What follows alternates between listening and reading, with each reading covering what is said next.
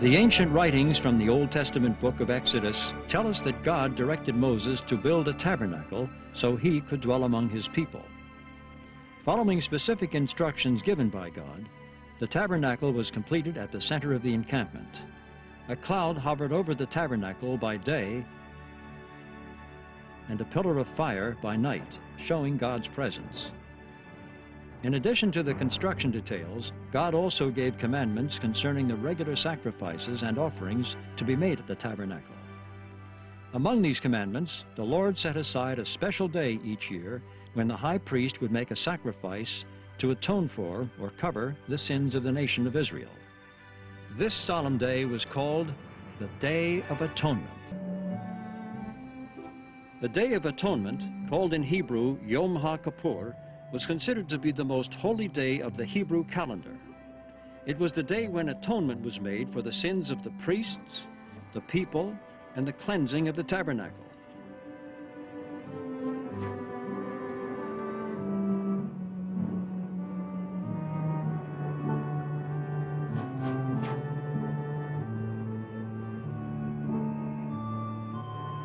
Preparations began early in the day.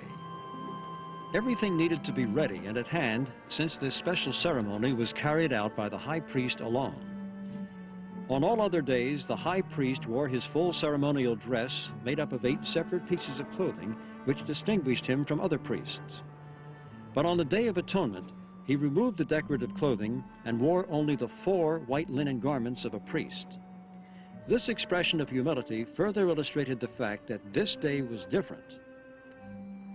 When the high priest was ready to officiate, everyone, including the other priests, left the tabernacle and courtyard area.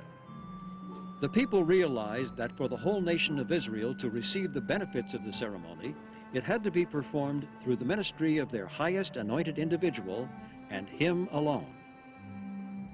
Although the people were not permitted to enter the tabernacle courtyard, they gathered at the gate to catch a glimpse of what was happening. There was a certain anticipation in the air on this Day of Atonement. It marked a new beginning for each person as past sins were forgiven through the shedding of the blood of the sacrifice. The Day of Atonement ceremony was carried out with care and precision.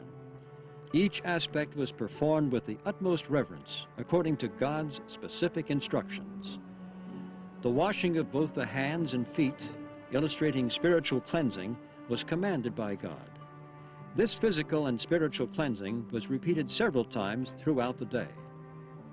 Once cleansed, the high priest went to the gate to receive the animals required for the sacrifices: a bullock, 2 goats, and a ram. These animals were special, carefully selected for their healthy and unblemished condition.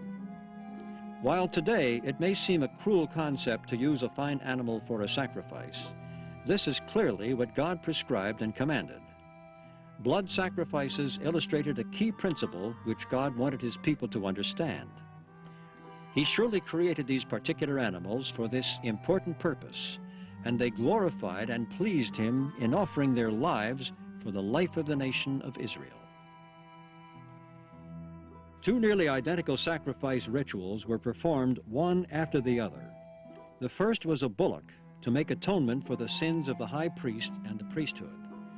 The second was one of the goats to make atonement for the sins of the whole nation of Israel. Blood from the animal was caught in a copper bowl and set aside to be used for sprinkling and pouring in the ceremony. After the blood was collected, re-cleansing at the laver was required.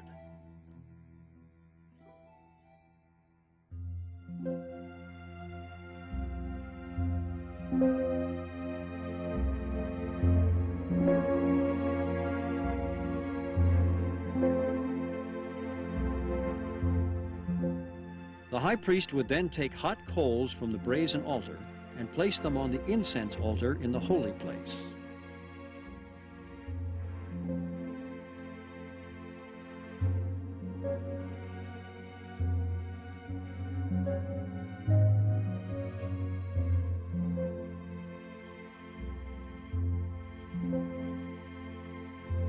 The sweet aroma from the burning incense, representing the prayers of the nation of Israel, filled the air and rose upward as the high priest offered prayers to God.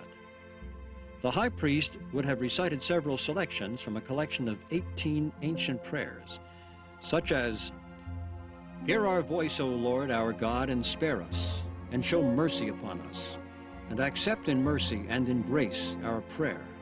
For thou art a God who hearest prayer and supplication. Let us not return empty, O our King, from before thy face. For thou, Lord, in mercy, hearest the prayers of thy people Israel. Blessed by the Lord who heareth prayer." Hearing the high priest praying, the people would join their hearts in prayer, asking God to forgive their sins and accept the atonement sacrifice. "Forgive us, our Father, for we have sinned. Pardon us, our King, for we have transgressed. For thou pardonest and forgivest. Blessed by the gracious Lord who multiplieth forgiveness." After cleansing again at the laver, the most critical part of the ceremony began.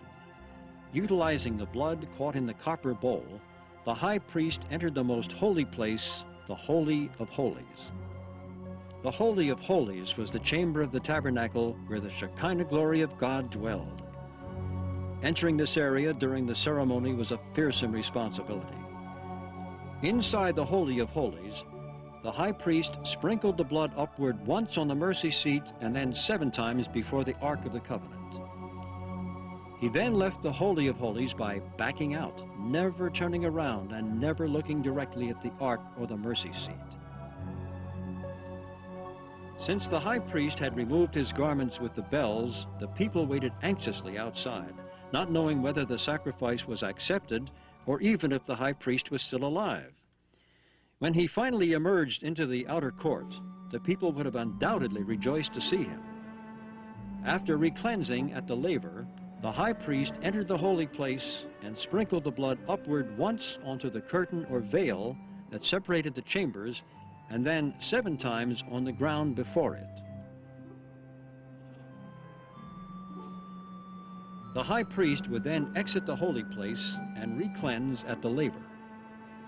After combining the blood of the bullock and goat, he sprinkled the blood on the horns of... The next stage of the ceremony was designed to illustrate how God viewed the sins of the nation now that the sacrifice had been accepted. By placing his hands on the head of the living goat, the high priest would impute or transfer the sins of the nation to the goat. The goat, bearing the sin and the judgment of the nation, was then led out of the camp into the wilderness. And it was customary for the people to jeer at the goat as it was led away. In fact, the term scapegoat comes from this ancient ritual.